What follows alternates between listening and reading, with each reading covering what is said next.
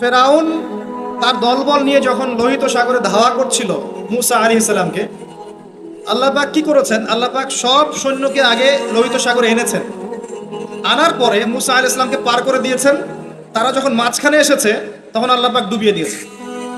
ঠিক আছে, আল্লাহ পাক ঠিক একই কাজটা করবেন ইনশাআল্লাহ এই জেরুজালেমে ইনশাআল্লাহ। সবাইকে এনেছেন আল্লাহ পাক পৃথিবীর বিভিন্ন জায়গা থেকে। একটা নির্দিষ্ট সময় পর্যন্ত ওরা বিশ্বকে রুল করবে সামনে, একটা নির্দিষ্ট সময় পর্যন্ত এরা বিশ্বকে শাসন করবে সামনে অচিরেই। কিন্তু এরপরে আল্লাহ রাব্বুল আলামিন ঈসা ইবনে মারিয়ামকে নামাবেন এবং তার হাতে তাদের নেতা মাসিহুদ দাজ্জাল নিহত হবে ইনশাআল্লাহ। এবং পুরো কমিউনিটি একসাথে কলাপস করে যাবে, পৃথিবী থেকে তার নাম অস্তিত্ব মুছে যাবে ইনশাআল্লাহ। আল্লাহ পাক ওই লোহিত সাগরের সুন্নাহ এখানে অ্যাপ্লাই করবেন ইনশাআল্লাহ। আল্লাহ পাক এই কারণেই একত্রিত করেছেন, এটা আল্লাহ পাকের স্টাইল সুন্নাহ। আসেন, এরা বলছে উযাইর আলাইহিস সালাম আল্লাহর সন্তান। আবার দেখেন কিছু মানুষ বলছে আল্লাহকে পাওয়ার জন্য স্ট্যাচু ওয়ার্শিপ করা যায়, এরা হচ্ছে আল্লাহকে পাওয়ার মাধ্যম। কিছু মানুষ বলছে কবরে সেজদা করা যায়, কবরে শায়িত ব্যক্তি আল্লাহর কাছে সুপারিশ করবে। কিছু মানুষ বলছে আল্লাহ ছাড়া অন্য কারো কাছে দোয়া করা যায়, তিনি অনেক বুজুর্গ ব্যক্তি ছিলেন, আমার দোয়া পৌঁছে দিবেন আল্লাহ পর্যন্ত। কিছু মানুষ বলছে আল্লাহ ছাড়া অন্য কারো নামে নজর করা যায়, জবাই করা যায়, কসম করা যায়, ইত্যাদি ইত্যাদি। আর কিছু মানুষ আল্লাহর হালালকে হারাম করছে, আল্লাহর হারামকে হালাল করছে। কিছু মানুষ তাকদীরকে অস্বীকার করছে, ভাগ্যকে অস্বীকার করছে। কিছু মানুষ দুনিয়া নিয়ে এতই ব্যস্ত হয়ে আছে, দিনের জাররা পরিমাণ ফিকির নাই। আবার কিছু মানুষ এই উম্মতের মধ্যে দাবি করছে মুহাম্মদ সাল্লাল্লাহু আলাইহি সাল্লাম শেষ নবী নন, আরো নবী আসতে পারে, এবং তারা প্রকাশ্যে মাহফিল করার চেষ্টা করছে এখন বাংলাদেশে। আবার কিছু মানুষ বলছে আমরা কোরআন মানি, হাদিস মানি না। এই যতগুলো কথা আমি বললাম এর প্রত্যেকটাই হচ্ছে শিরক। এই শিরকগুলো হয় তিন ভাবে: চিন্তায় শিরক হয়, কথায় শিরক হয় এবং কাজে শিরক হয়। চিন্তা, কাজ এবং কথা, আকীদায় শিরক থাকে, আমলে শিরক থাকে, আবার কথাতেও শিরক থাকে। এই শিরকের পাপের কারণে আল্লাহ রাব্বুল আলামিন বেশিরভাগ মানুষকে জাহান্নামে দিবেন, বলেন নাউযুবিল্লাহ। কিন্তু কারো আমল নামায় যদি শিরকের পাপ না থাকে, শিরক থেকে তওবা করে যে কোনো পাপ নিয়ে সে কবরে যায়, 99% সম্ভাবনা আছে এই মানুষকে আল্লাহ পাক মাফ করে দেবেন। তাহলে আমরা আজকে এতটুকু শিখলাম, প্রথমে সবচেয়ে বেশি কেয়ারফুল থাকতে হবে শিরকের ব্যাপারে, সবচেয়ে বেশি কেয়ারফুল থাকতে হবে শিরকের ব্যাপারে এবং বেদাআতের ব্যাপারে। এটা কি জিনিস? বেদাত হচ্ছে এমন জিনিস, মানে আমিলা আমালান লাইসা আলাইহি আমরুনা ফাহুয়া রাদ। নবী সাল্লাল্লাহু আলাইহি ওয়াসাল্লাম বলেছেন, কেউ যদি এমন কোনো কাজ করে ইসলামের মধ্যে যেই কাজের পিছনে আমার কোনো দলিল নাই, প্রমাণ নাই, আমার পক্ষ থেকে কোনো আদেশ নাই বা নিষেধ নাই, কোনো হুজ্জত নাই, এটাই বেদাত, প্রত্যাখ্যাত। মানে আপনার প্রতিটা কাজ হতে হবে শুধুমাত্র নবী সাল্লাল্লাহু আলাইহি ওয়াসাল্লামের সুন্নাহ মতো। এই জায়গায় নতুন কোনো পদ্ধতি চালু করলে আপনি বেদাতি হয়ে যাবেন। বেদাতির পরিণতি কি? তার সমস্ত আমলগুলোকে আল্লাহ পাক ধুলো বানিয়ে দিবেন। দলিল সূরা ফুরকান। সবকিছু বলার সময় পাচ্ছি না মাহফিলে। আরো কি? আরো আছে। বুখারী হাদিসে এসেছে নবী সাল্লাল্লাহু আলাইহি ওয়াসাল্লাম হাউজে কাউসারের সামনে দাঁড়িয়ে থাকবেন এবং এই কাউসারের পানি যে একবার পান করবে কিয়ামতের মাঠে, সে আর কখনো পিপাসার্ত হবে না। নবী সাল্লাল্লাহু আলাইহি ওয়াসাল্লাম পানি পান করাবেন উম্মতকে, হঠাৎ পর্দা পড়ে যাবে। আল্লাহ নবী বলবেন ইন্নাহুম মিন্নি, এরা তো আমার উম্মত। পর্দা পড়ে গেল কেন?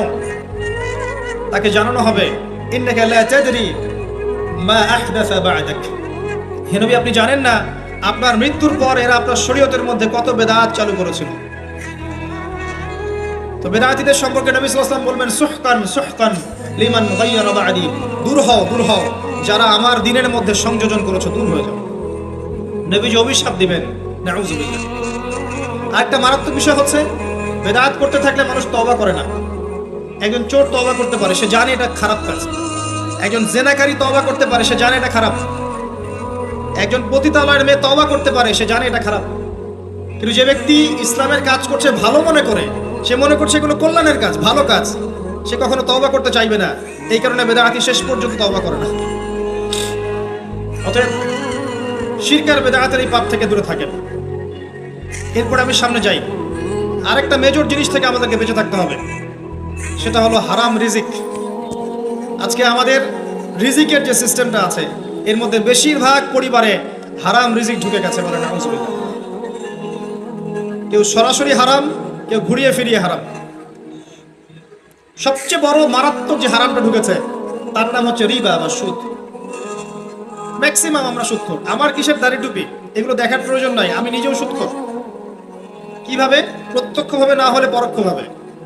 মনে করেন আমি একটা ফ্ল্যাটে ভাড়া থাকি, ফ্ল্যাটের মালিক আমার ভাড়ার টাকা দিয়ে তার ব্যাংকের লোন শোধ করে, পরোক্ষভাবে আমি সুদের সাথে সম্পৃক্ত আছি। আপনি বাঁচতে পারবেন না। এই জামানা সম্পর্কে নবী সাল্লাল্লাহু আলাইহি ওয়াসাল্লাম বলেছেন, এমন একটা জামানা আসবে যেই জামানায় মানুষ সুদ থেকে বেঁচে থাকতে পারবে না। যে বেঁচে থাকার চেষ্টা করবে তার গায়েও সুদের ছিটা ফোঁটা গিয়ে লাগবে, কোনো সন্দেহ নেই। এটা সেই জামানা, টপ টু বটম সব জায়গায় সুদ। আর জানি না এই আয়াতগুলো কোরআনে আছে কি না আদৌ, বা এগুলো মানুষকে শোনানো হয় কি না আদৌ। তা আমি আমার জায়গা থেকে চেষ্টা করছি। আল্লাহ পাক কোরআনে বলেছেন, কে বলেছেন? আল্লাহ বলেছেন। আমি অনুবাদ করছি, আমি জাস্ট অনুবাদক। সূরা বাকারা 279 থেকে পড়া শুরু করেন। আল্লাহ পাক বলছেন, ইয়া আইয়ুহাল্লাযীনা আমানু, হে মুমিনগণ, তুমি যদি মুমিন হয়ে থাকো, হে মুমিনগণ, ইত্তাকুল্লাহ, তোমরা আল্লাহকে ভয় করো। ইত্তাকুল্লাহ, তোমরা আল্লাহকে ভয় করো। ইত্তাকুল্লাহ, তোমরা আল্লাহকে ভয় করো। ওয়াযারু মা বাকিয়া মিনার রিবা, সুদের অবশিষ্ট অংশগুলো ছেড়ে দাও। ইন কুনতুম মুমিনিন, যদি প্রকৃত অর্থে মুমিন হয়ে থাকো। ওয়া ইন লাম তাফআলু, আমি আল্লাহ বলছি তোমরা যদি এটা না করো, ফাযরু বিহারবিন মিনাল্লাহি ওয়া রাসূলিহি, তাহলে আল্লাহ এবং তার রাসূলের সাথে যুদ্ধের ঘোষণা শুনে রাখো। Go ahead. এখন রাস্তা আপনার। আমি অনুবাদ করে শুনিয়ে দিয়েছি, আপনার কান পর্যন্ত পৌঁছে গেছে। এখন decision is yours, path is yours, choose your path. রাস্তা আপনার, আপনি ফিক্স করেন কি করবেন। যদি আপনি সুদ খান 1 নাম্বার, অথবা দেন 2 নাম্বার, 3 আপনি সাক্ষী থাকেন, 4 লিখে রাখেন, আপনি সমান পাপী। এই 4 শ্রেণী মানুষকে নবী সাল্লাল্লাহু আলাইহি ওয়াসাল্লাম অভিশাপ দিয়েছেন, লাআনত করেছেন। আর নবী সাল্লাল্লাহু আলাইহি ওয়াসাল্লাম অভিশাপ নিয়ে যদি আমরা কবরে যাই, তাহলে মান নবিয়্যুক উত্তর দিতে পারবো, এটা বিশ্বাস করা বোকামি। তার অভিশাপ নিয়ে যদি আমরা হাসরের মাঠে উঠি, হাউজে কাউসারের পানি পাবো, প্রত্যাশা করাটা বোকামি হবে। তার অভিশাপ নিয়ে যদি আমরা হাসরের মাঠে উঠি, তাহলে তিনি আমাদের জন্য সুপারিশ করবেন, এটা ভাবা বোকামি হবে। মেরাজের রাতে আল্লাহ রাসূল দেখে এসেছেন, এক শ্রেণীর মানুষকে রক্তের নদীতে ফেলে মাথা ফাটিয়ে দেওয়া হচ্ছে। নবী জিজ্ঞাসা করলেন সাল্লাল্লাহু আলাইহি ওয়াসাল্লাম, এরা কারা? হে জিবরাইল। জিবরাইল আলাইহিস সালাম বলেন, এরা আপনার উম্মতের সেই সব ব্যক্তি যারা ছিল সুদখোর, যারা সুদের মধ্য দিয়ে মানুষের রক্ত চুষে খেয়েছে। আজকে রক্তের নদীতে এদেরকে ফেলে মাথা ফাটিয়ে দেওয়া হচ্ছে। কি করবেন আপনি ফিক্স করেন। ইসলাম তরবারির জোরে ছড়ায় নাই। আমি আপনার গর্দানে তরোয়াল ধরে বলবো না যে সুদ ছেড়ে দেন, বলবো? কেউ বলবে না। ইসলাম এভাবে ছড়ায় নাই। ইসলাম সৌন্দর্য দিয়ে ছড়িয়েছে, সুন্দর উপদেশ দিয়ে ছড়িয়েছে।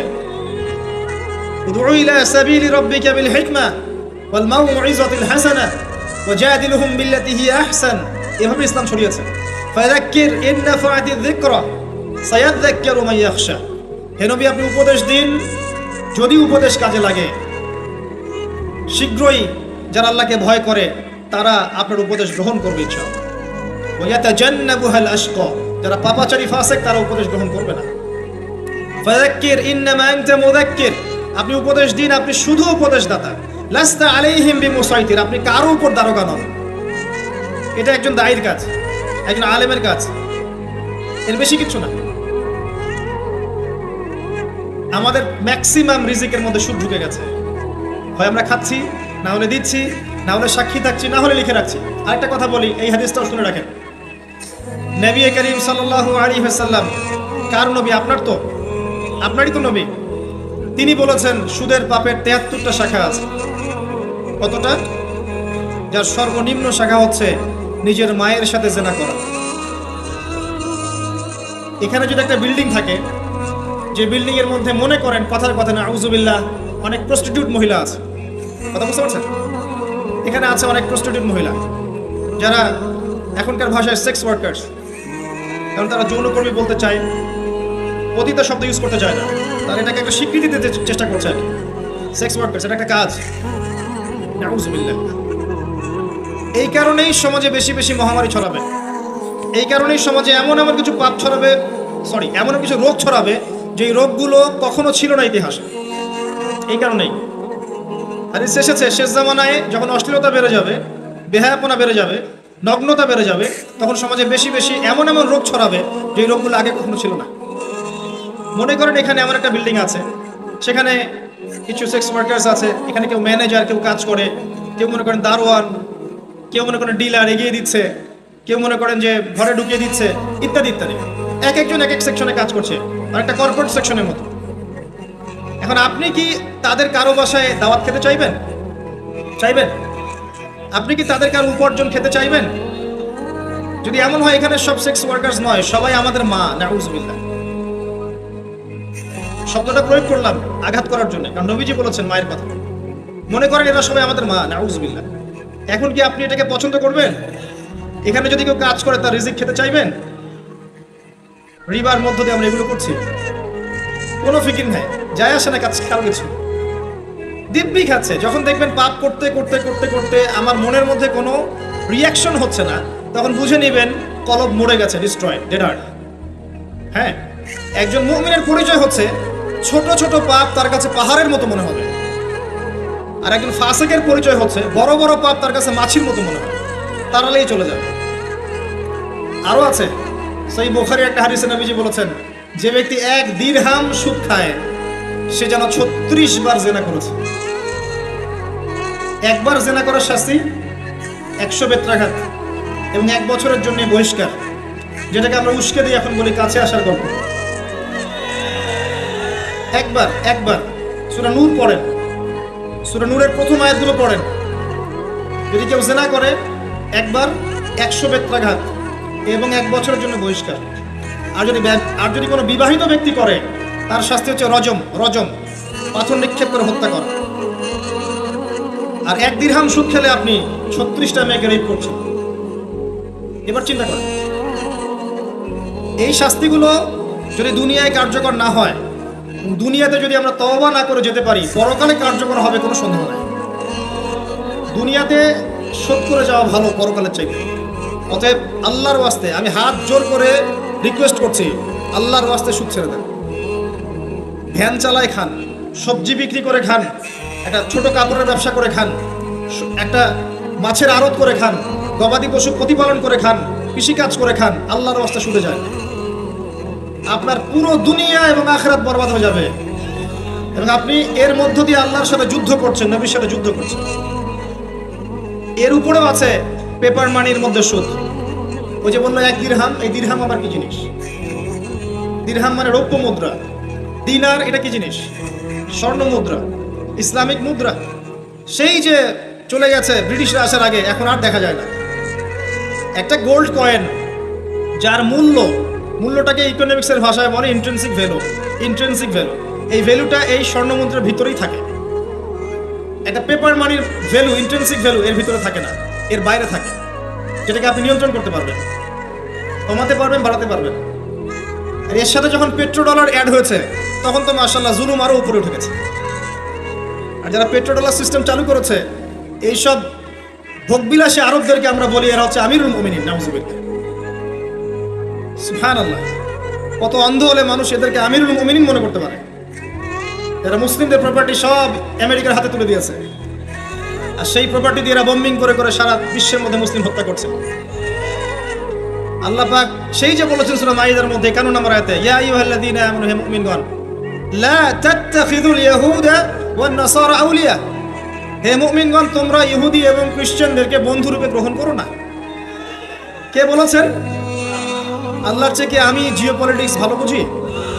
আল্লাহর চেয়ে আমি আমার ভালো মন্দ ভালো বুঝি? কাদেরকে? বা'দুহুম আউলিয়া ও বা'দ, যারা একে অপরের বন্ধু, ওয়া মান ইয়াতাওয়াল্লাহুম মিনকুম ফাইন্নাহু মিনহুম। তোমাদের মধ্যে কেউ যদি ওদের দিকে মুখ ফিরায়, সে তাদের অন্তর্ভুক্ত, এই উম্মার কেউ না তারা। সেটাই হোক, বিশ্বের এইসব নামধারী মুসলিম কান্ট্রিদের চাইতে বাংলাদেশের পররাষ্ট্রনীতি অনেক ভালো আছে, 1000 গুণে ভালো আছে।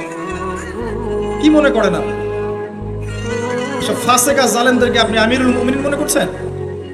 আল্লাহ পাক বোঝার তৌফিক দান করুন। আসেন রিবার কথা বলতে গিয়ে কথাটা আসছি, ইন্ট্রিনসিক ভ্যালু বলে একটা বিষয় আছে। এত ডিটেলস বিষয় মাহফিলে বলা সম্ভব না।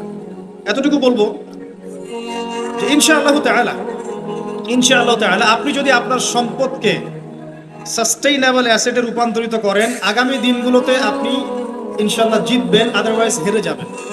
ফর এক্সাম্পল, আপনি যদি আপনার সম্পদকে জমিতে কনভার্ট করেন, গবাদি পশুর প্রজেক্ট করেন, আপনি যদি মাছের প্রজেক্ট করেন, ব্যবসা ইনভেস্ট করেন, বা কিছু গোল্ড রাখেন, কিছু সিলভার, কিছু আপনার রূপা রাখেন, ইত্যাদি ইত্যাদি, পরবর্তী সময়গুলোতে গিয়ে আপনার সম্পদের মান কমে যাবে না, ইনশাআল্লাহ বাড়বে।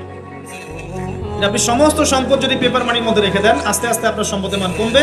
সামনে 10, 15, 20, 30 বছর পর আপনি সম্পদ হারাবেন। এর চেয়ে বেশি কিছু আমি বলতে পারবো না, এটা আপনারা পড়াশোনা করে বুঝে নেবেন। যেটা বলতে চাচ্ছি, ইকোনমিক সেকশনে আমরা সবাই মোটামুটি হারামের সাথে সম্পৃক্ত। এর পাশাপাশি আছে আবার ঘুষ, আছে না?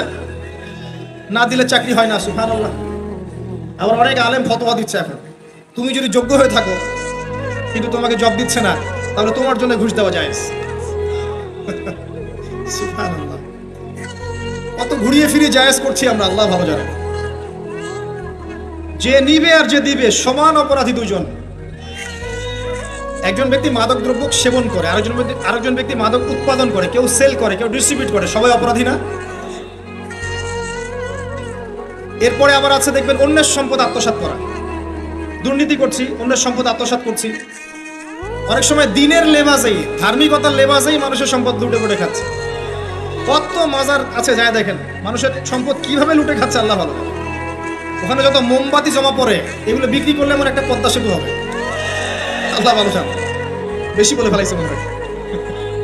যাই হোক, এমন অনেক জায়গা আছে, গরু ছাগল দিচ্ছে, মাশাআল্লাহ মানবদের টাকা দিচ্ছে। এই যে কয়দিন আগে দেখলাম, একটা চ্যানেলেই দেখলাম, দান বাক্স খুলেছে, কোটি কোটি টাকা বের হচ্ছে। জি, আমি মনে করতে পারছি না, বাট আমি দেখেছিলাম। তো না, ঠিক আছে, মসজিদে টাকা দিতে পারে মানুষ, সমস্যা নাই। আমি বলছি এমন জায়গা যেখানে আল্লাহর সাথে শিরক হচ্ছে। বিষয়টা হচ্ছে, আমরা ধর্মের লেবাজে অনেক সময় মানুষের সম্পদ লুটে পড়ে খাচ্ছি না?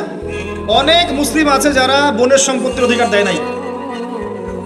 আল্লাহ রাস্তায় সময় দিয়ে আসে, চিল্লা দিয়ে আসে, বলছে যে আমার বোন তো আমাকে সম্পত্তি দান করে দিয়েছে, মাশাআল্লাহ। আপনি কেমনে দান করছে ভাই? তাহলে আমি ওকে বলছি, তুই যদি আমাকে দিস তো সব হবে, তো দিয়ে দিচ্ছে, মাশাআল্লাহ। তো বললাম যে আপনি মরার আগে ওটা তাকে সওয়াবের আশা দিয়ে দিয়েন, এই অবস্থায় মরেন না। আমরা অনেক সময় ধর্মের লেবাসেও মানুষের সম্পদ আত্মসাৎ করি, কোনো সন্দেহ নাই। আল্লাহ পাক আমাদেরকেও হেফাজত করুন, আমিন। এক কথায় বলতে চাই প্রিয় ভাইয়েরা, পরিবারের মধ্যে হারাম রিজিককে ঢুকতে দিয়েন না। হারাম রিজিক ঢুকলে পরে আপনার ইবাদত কবুল হবে না। আপনি ছোটখাটো কিছু করেন, হালাল রিজিক খান, অল্পতে আল্লাহ পাক সন্তুষ্ট হয়ে যাবেন ইনশাআল্লাহ। আল্লাহ পাক তো বেশি কিছু চান না আমাদের কাছে। আল্লাহ পাক কি চান? আমরা তাকে ভালোবাসি, আমরা তার জন্য আমাদের ইবাদতগুলো ঢেলে দেই, তার সাথে শিরক না করি, তার নবীর সুন্নাহ মতো চলি, একটু হালাল খাই, একটু পর্দা করি, বাচ্চা কাচ্চাদেরকে ইসলামী আদর্শে বড় করি, পরিবারের আদর্শটা একটু ঠিক করি। এত বেশি কিছু কি আল্লাহ পাক চান আমাদের কাছে? আল্লাহ পাক কি আমাদের কলার ধরে জিজ্ঞাসা করবেন, দুনিয়াতে ইসলামী খেলাফত কায়েম করে আসো নাই কেন? বলবেন না, এটা বলবেন না আল্লাহ পাক আমাদের। কিন্তু যাকে আল্লাহ পাক ওই ক্ষমতা দিয়েছেন তাকে বলবেন, তোমাকে ক্ষমতা দিয়েছিলাম, তুমি কেন করো নাই? কথা বুঝতে পারছেন? সবার জন্য সবকিছু না, আমরা সাধারণ মানুষ, সাধারণ মানুষের জন্য সাধারণ কাজগুলো যথেষ্ট। একটু পড়াশোনা করেন, আল্লাহ পাক তৌফিক দান করুন, একটু আমল করেন, একটু পর্দা করেন, একটু হালাল খান, তাওহীদে থাকেন, সুন্নতে থাকেন, নবীর মতো লাইফ কাটান, 5 ওয়াক্ত নামাজ পড়েন, সামর্থ্য হলে যাকাত দেন, রমজান মাসে রোজা রাখেন, সামর্থ্য হলে হজ করেন, ইনশাআল্লাহ আপনি জান্নাতে। একটা হাদিস আমি পড়েছি ফয়জুল কালাম বইয়ের মধ্যে, মাদ্রাসায় পড়ানো হয়, ক্লাসিক্যাল একটা বই, সবাই কিনতে পারেন। ফয়জুল কালাম অত্যন্ত চমৎকার হাদিসের একটা বই। এর মধ্যে একটা হাদিস আছে যেটা পড়ে শান্তি লাগে, মনে হয় যে না আশা আছে পরকালে বাঁচা। সেটা হচ্ছে নবী সাল্লাল্লাহু আলাইহি ওয়াসাল্লাম সাহাবীদেরকে বলছেন যে তোমরা সাহাবীরা এমন একটা যুগে বাস করছো, যেই যুগে ইসলামের 10% কেউ যদি ছেড়ে দেয় সে ধ্বংস হয়ে যাবে। কথা বুঝতে পারছেন? সাহাবীদেরকে নবীজি বলছেন তোমরা এমন একটা যুগে বাস করছো, যেই যুগে যদি ইসলামের 10%, 1/10 কেউ ছেড়ে দেয় সে ধ্বংস হয়ে যাবে। কিন্তু তোমাদের পরে এমন একটা যুগ আসবে, যেই যুগে মানুষরা যদি ইসলামের 10% ধরে রাখতে পারে সফল হয়ে যাবে। এটা সেই যুগ না? আপনার এই যুগে প্রতিটা সেক্টরেই ফিতনা। আপনার ধর্মে দেখবেন তাওহীদের মধ্যে শিরক, সুন্নতের মধ্যে বেদাত, আলেমদের মধ্যে বিভক্তি, কাদা ছোড়াছড়ি, গালাগালি, হিংসা বিদ্বেষ, পরশ্রী কাতরতা, কত কি দেখতে পাচ্ছেন। আপনি ধর্মের মধ্যে শিরক দেখছেন, বেদাত দেখছেন, অর্থনীতিতে হারাম দেখছেন, পরিবারের মধ্যে বস্তুবাদিতা দেখছেন, কি দেখছেন না? সমাজের মধ্যে জেনা দেখছেন, পর্নোগ্রাফি দেখছেন, ফ্রি মিক্সিং দেখছেন, ফ্যামিনিস্ট রেভলিউশন দেখছেন, নগ্নতা দেখছেন, কি দেখছেন না? অর্থনৈতিক জীবনে আপনি এগুলো দেখছেন, বৈশ্বিক জীবনে আপনি মারামারি, কাটাকাটি, রাহাজানি দেখছেন, হত্যা, রক্তপাত দেখছেন। কোন যুগে বসে আছেন আপনি? এই যুগে আপনি 10% আমল করেন, জান্নাতি হয়ে যাবেন ইনশাআল্লাহ। আল্লাহ পাক তৌফিক দান করুন, কবুল করুন। একটা বিষয় হচ্ছে আমল করা, একটা বিষয় হচ্ছে আকীদা পোষণ করা। আমি যদি আকীদা পোষণ করি যে ইসলামের মধ্যে, কোরআন এবং সুন্নাহর মধ্যে প্রতিটা বিষয়ের সমাধান আছে, এটা যদি আপনি বিশ্বাস করেন, এরপরে অল্প আমল করেন, কোনো সমস্যা নেই ইনশাআল্লাহ। কারণ আপনার আকীদা ঠিক আছে। আপনি আমল করতে পারেন নাই, কিন্তু আকীদা ঠিক ছিল। আপনি মেনে নিয়েছেন লা ইলাহা ইল্লাল্লাহ, কোনো ইলাহ নেই আল্লাহ ছাড়া, মুহাম্মাদুর রাসূলুল্লাহ, কোরআন হুজ্জাতুল্লাহ, কোরআন আল্লাহর হুজ্জাহ, সুন্নাহ তরিকাতুন নবী, এটা আল্লাহর নবীর তরিকা। এগুলোর মধ্যে সবকিছুর সমাধান আছে, এটা আপনি মেনে নিয়েছেন মন থেকে। এবার আমল করতে গিয়ে আপনি পারছেন না। নামাজ পড়ছেন 5 ওয়াক্ত, হয়তো পরিবারটা ঠিক মতো করতে পারছেন না, চেষ্টা করছেন, হালালে থাকার চেষ্টা করছেন, কখনো কখনো হারাম ঢুকে যাচ্ছে, আপনি চেষ্টা চালিয়ে যাচ্ছেন ক্রমবর্ধমান ভাবে, কিন্তু আপনি আকীদা রাখেন এটাই চূড়ান্ত, এটাই সঠিক, ইনশাআল্লাহ আল্লাহ পাক আপনার সব গুনাহ মাফ করে দিবেন। আরেকজন ব্যক্তি আকীদাই রাখে না, সে মনে করে ইসলাম ওই যুগে চলতে, ওই যুগে চলে না। সে মনে করে কোরআন এবং সুন্নাহ সবকিছু নাই, আমার মস্তিষ্ক প্রসূত বুদ্ধি সবকিছু। কেউ মনে করে সায়েন্সই সবকিছু, কেউ মনে করে মানব রচিত বিধানই সবকিছু। কেউ যদি এগুলোকে চূড়ান্ত মনে করে, তখন আমল আর কাজে আসবে না। এই বাতিল আকীদা নিয়ে বেশি বেশি আমল করেও লাভ নাই। আকীদা আগে স্পষ্ট করতে হয়, পরিষ্কার করতে হয়। আল্লাহ পাক আমাদেরকে পরিচ্ছন্ন আকীদা দান করুন, আমি রিজিকের ব্যাপারে প্রিয় ভাইরা সচেতন হয়ে যান। এরপরে চলে আসেন একটা মৌলিক জায়গায় আসবো, ফ্যামিলি। এখানে মা বোনরা আছেন, এখানে অনেক যুব সমাজের তরুণ তরুণীরা আছে, আমাদের পিতৃস্নেহ পিতৃমহ অনেক আমাদের পিতামহরা আছেন। এটা একটা ভালো সুযোগ এই পরিবার সম্পর্কে দুটো মৌলিক কথা বলার জন্য। আমি অনেকদিন থেকে চাচ্ছিলাম এমন একটা পরিবেশ। লিসেন ভাই, আল্লাহ পাক একটা আয়াতে বলেছেন, সূরা তাহরিম আয়াত নাম্বার 6, ইয়া আইয়ুহাল্লাযীনা আমানু, হে মুমিনগণ, কু আনফুসাকুম, নিজে জাহান্নামের আগুন থেকে বাঁচো, ওয়া আহলিকুম নারা, তোমার পরিবার বর্গকে বাঁচাও, আলাইহা মালাইকাতুন গিলাজুন শিদাদ, যেই জাহান্নামে কঠোর মনের ফেরেশতা আছেন, লা ইয়াসুনাল্লাহা মা আমারহুম ওয়া ইয়াফআলুনা মা ইউমারুন, আল্লাহ পাক তাদেরকে যে আদেশ করেন সে আদেশ পালনে তারা বিন্দুমাত্র ভূক্ষেপ করে না, মানে বিন্দুমাত্র গাফিলতি করে না। আল্লাহ পাক ভয় দেখাচ্ছেন জাহান্নামে এমন ফেরেশতা আছেন, আল্লাহ যা আদেশ করবেন তাই করবে। এই জাহান্নাম থেকে নিজে বাঁচো, পরিবার বর্গকে বাঁচাও। নিজে বাঁচবো কিভাবে? আমি বলে দিয়েছি কিভাবে। আপনি জ্ঞান অর্জন করবেন, আমল করবেন, হালাল খাবেন, তাওহীদে থাকবেন, সুন্নতে থাকবেন, ইনশাআল্লাহ বেঁচে যাবেন। পরিবার বর্গকে বাঁচাবেন কিভাবে? আসেন শুরু করি, শুরু থেকে। শুরুটা হবে আপনার বিয়ে দিয়ে। এত এক্সাইটেড হওয়ার কিছু নাই, কারণ এটা এমন একটা বিষয় যেটা করেন নাই বলে এক্সাইটমেন্ট বাড়ছে, করার পরে পস্তাতেও পারেন। এটা এমনই দিল্লি কা লাড্ডু, যে খাবে সেও পস্তাবে, যে খাবে না সে বেচারাও পস্তাবে। তবে আপনারা খেয়ে পস্তান, আলহামদুলিল্লাহ। এমনভাবে শুরু করেন না পরিবারটা যে আপনি একজন তরুণী, আপনি একজন তরুণ, বিয়ে করছেন, বিয়ের সময়ে দিনদারিতা বাদ দিয়ে অন্য কিছু দেখতে যায় না। যদিও বা অর্থ সম্পদ, বংশমর্যাদা, সৌন্দর্যের কথা হাদিসে এসেছে, হাদিসটা এমন নয় যে তোমরা 4টা গুণ দেখেই বিয়ে করবো, এমন নয়। হাদিসটা এমন নয়, অনুবাদটা অনেকেই ভুল করে, অনেকেই ভুল করে। হাদিসে বলা হয়নি কখনো 4টা গুণ দেখেই বিয়ে করো, এটা নয়, বরং বলা হয়েছে 4টা গুণ দেখে বিয়ে করা হয়। কথা বুঝতে পারছেন? কেউ এটা দেখে, কেউ এটা দেখে, তোমরা দিনদারিতা দেখো, না হলে তোমাদের হাত ধুলোয় ধূসরিত হবে। হাদিসটা এমন। এক্ষেত্রে কি আমরা বলবো, প্রথমত বিয়েটাকে সহজ করে দেন। বিয়েটাকে সহজ না করলে সমাজে জেনা বাড়তে থাকবে, এবং জেনা বাড়ার কারণ আছে। যখন পর্নোগ্রাফিটাতে ফ্রি অ্যাক্সেস দেওয়া হয়েছে, মানুষ রাতের বেলা পর্ন দেখতে পারে, কেউ বাধা দেওয়ার নাই। উপরের সেকশন থেকে কিন্তু এটাকে বন্ধ করে দেওয়া যেত। পৃথিবীর অনেক কান্ট্রি আছে যেখানে অনেক কিছু চলে না। চাইনিজরা ফেসবুক ইউজ করে না, করে? ওরা কি উন্নত জাতি না? ওরা তো এখন আমেরিকাকে যদি বলে ওঠো উঠবে, আমেরিকাকে বসতে বলে বসবে। ওরা এমন জায়গায় চলে গেছে। ইউক্রেন ইস্যু নিয়ে আমেরিকা, ন্যাটো আর এই ব্রিটেন আর ফ্রান্স আর ইসরায়েল কিছুই করতে পারবে না ইনশাআল্লাহ।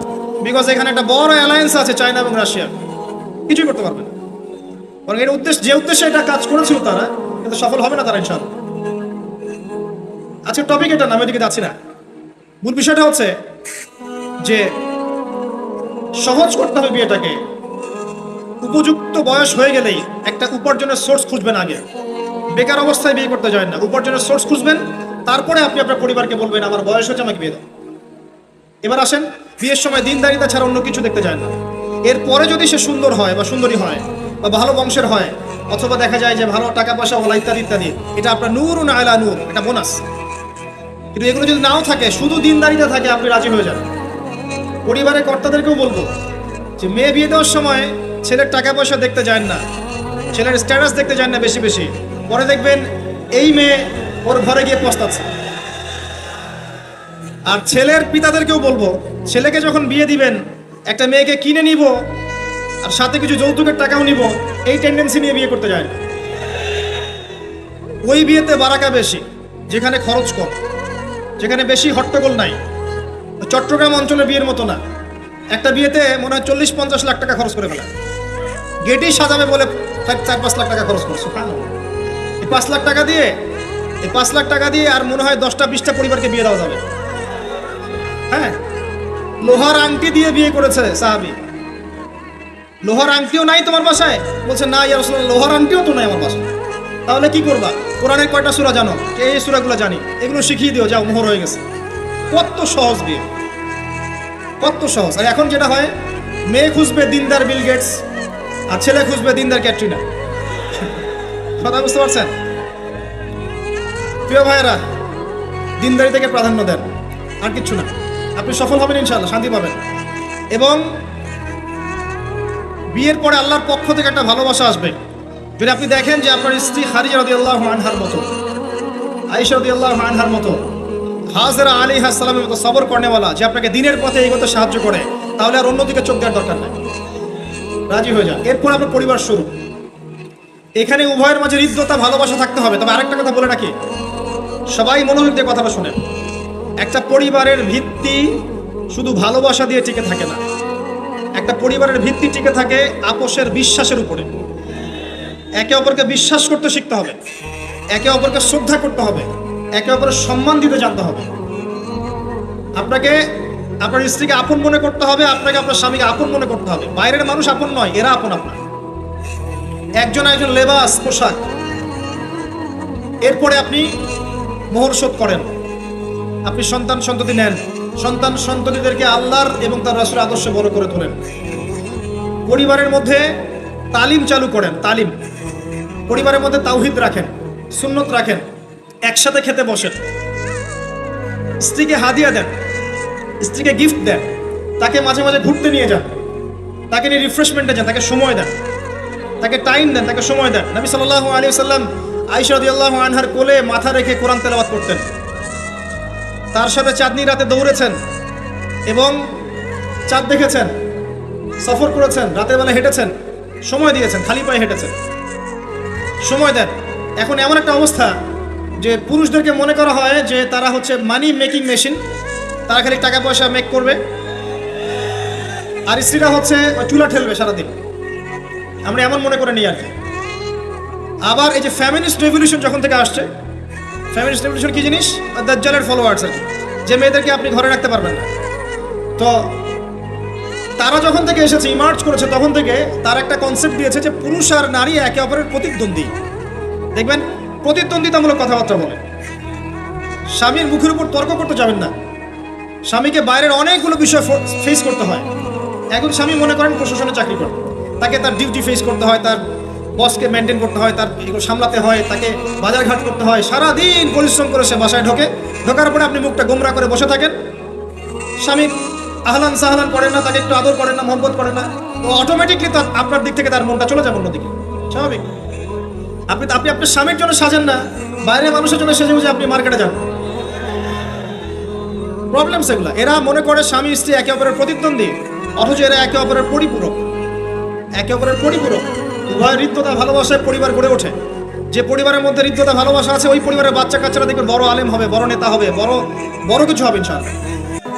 যেখানে এগুলো নাই, ওই সন্তানরা বড় হয় হতাশার মধ্যে, কাজের বুয়ার কাছে, ডে কেয়ার সেন্টারে। এরা তো বড় হয়ে জঙ্গি হবে, সন্ত্রাসী হবে, স্বাভাবিক। ভালো প্যারেন্টিং দিতে পারে নাই। এরকম না বিষয়টা, সময় দিতে হবে, একে অপরের দায়িত্ব বুঝতে হবে, আপোষের মধ্যে বিশ্বাস থাকতে হবে, ভালোবাসা